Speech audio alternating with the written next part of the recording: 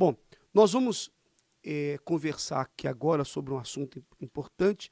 A Nubia está aqui para falar sobre isso também, que é sobre uma questão que tem levantado assim, algumas dúvidas e também comentários. E algumas pessoas perguntam como proceder, como no caso da mulher que serve a Deus, qual a maneira correta dela se vestir. Porque nós vivemos no mundo, Núbia, em que o mundo dita as normas e as modas também, né? E as pessoas acabam aderindo à moda, às modas que são lançadas. Mas nós sabemos que uma coisa é a pessoa viver de acordo com aquilo que a sociedade apresenta, aquilo que o mundo apresenta. E outra coisa é viver de acordo com aquilo que as Sagradas Escrituras, que a Bíblia nos ensina, que a palavra de Deus orienta, né? Exatamente.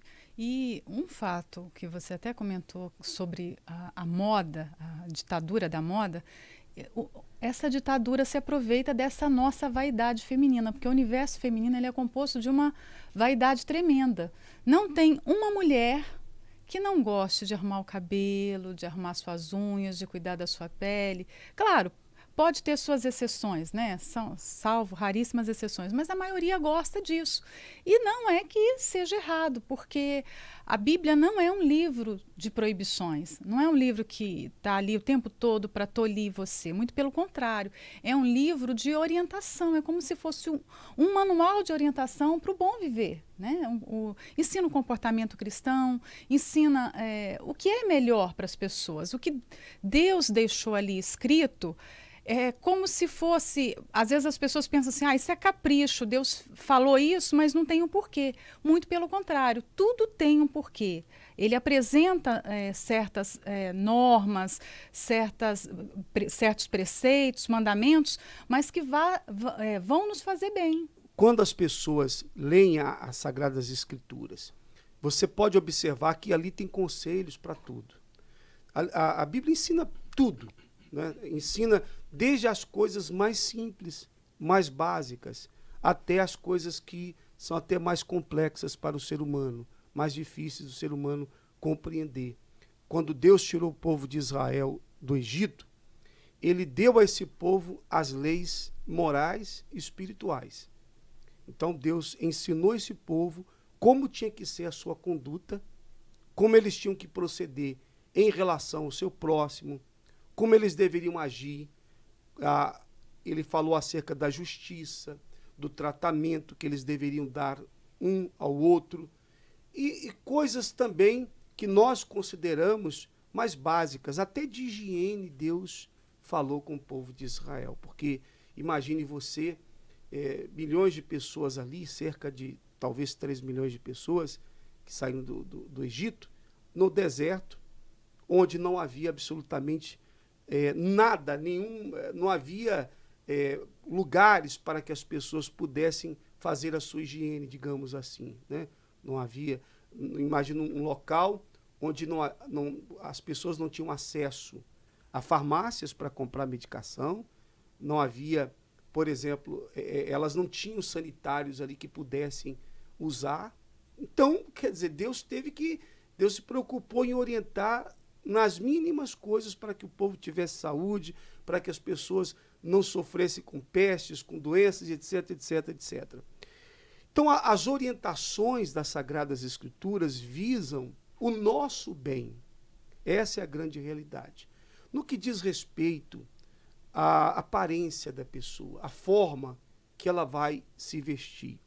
Veja bem, obviamente, não existe um extremismo. Você vê que há religiões no mundo e cada religião, obviamente, nós não estamos querendo aqui dizer que aquela religião está certa ou está errada. Ela tem os preceitos dela e quem segue aquela religião é porque concorda com aqueles preceitos. Então nós não estamos falando no aspecto religioso. Veja bem, essas orientações não têm nada a ver nesse sentido. O que tem a ver é com o bom senso. Essa é a grande realidade, o bom senso. Né? Porque há uma palavra, um ditado nesse mundo, que diz assim, que o que é bonito deve ser mostrado. Então, as mulheres andam, de certa forma, bem sensuais, e até hoje as indústrias da moda trabalham muito com isso, né? Para deixar as mulheres cada vez mais sensuais. É como se a atração fosse medida pelo que ela mostra. Então, se ela não mostra nada, ela não vai ser desejada, ela não, né, ela não vai ser atraída pelo homem. Como você disse sobre o Egito, o povo havia passado 430 anos como escravos. Então, eles estavam se vestindo praticamente como os egípcios, tinham costumes como os egípcios. Então, quando Deus os libertou, durante aquela peregrinação no deserto por 40 anos, que Deus foi dando as leis, as instruções, dentre essas instruções, ele cuidou da aparência do povo. Os homens, principalmente, tinham o hábito de raspar a cabeça, como os egípcios, por causa da higiene. E Deus mandou que eles deixassem os cabelos crescerem, eles teriam cabelo, né? Foi aí que veio a instituição do tzit, que é na roupa, né? O vestuário deles. Então, as pessoas que acreditam que Deus não se importa com a sua aparência, Deus tem tanta coisa para ele se preocupar, ele vai se preocupar com essa roupa que eu visto, com a minha escolha aqui. Eu já ouvi pessoas até dizendo assim, Deus não se preocupa com a vida sentimental das pessoas, ele tem outras coisas para cuidar, ele não vai se preocupar com quem eu gosto. Pois é muito pelo contrário, Deus se preocupa com cada detalhe da nossa vida. E a nossa aparência diz muito sobre nós. A aparência revela a fé da pessoa, revela o que ela tem no seu interior. Prova disso que você pode andar nas ruas, se você vê uma pessoa, um homem com a camisa de um time, você vai associar ele. Um exemplo, um homem está com a camisa do Palmeiras, você vai associar, ele é um torcedor do Palmeiras. Você vê uma pessoa de branco, você vai associar que ela é da área da saúde. Você vê alguém com uma roupa, um terno, uma mulher vestida de social, você vai imaginar, ela é uma executiva. Por quê? Porque o vestuário diz muito sobre você, ele revela muito mais do que a pessoa possa imaginar. Então, a mulher, quando ela se veste de uma forma que vem atrair atenção, o olhar masculino, o desejo do homem, ela está passando uma mensagem. Às vezes até inconsciente, porque tem mulheres que não fazem isso por maldade. Mas aí elas acabam aderindo a esse pensamento, né, que muitas pessoas têm, que muitas mulheres se sujeitam, porque o que as pessoas têm que entender é o seguinte: as indústrias querem vender o produto. Então, para vender o produto, eles têm que trabalhar com marketing, com a publicidade. Então, a publicidade funciona da seguinte maneira: é você se submeter a uma ideia.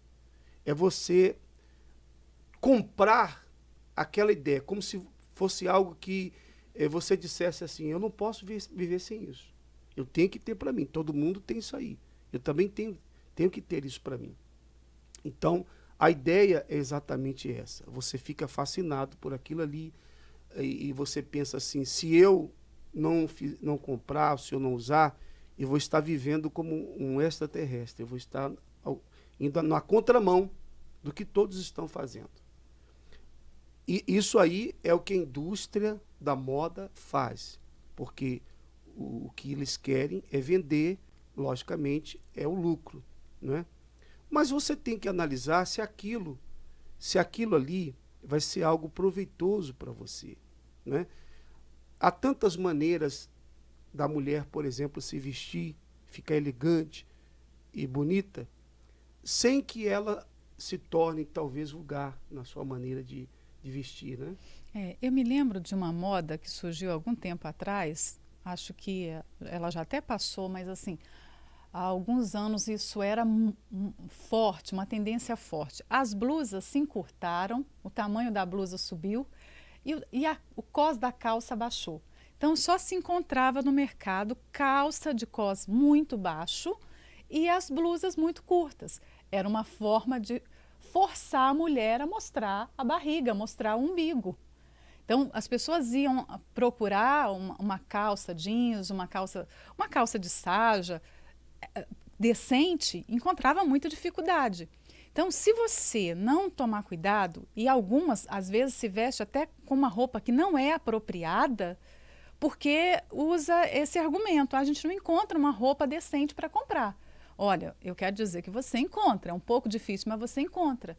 Você vai encontrar, se você vai para uma festa, o primeiro vestido, a primeira loja, você vai encontrar várias roupas com um decote, com fenda, com transparência.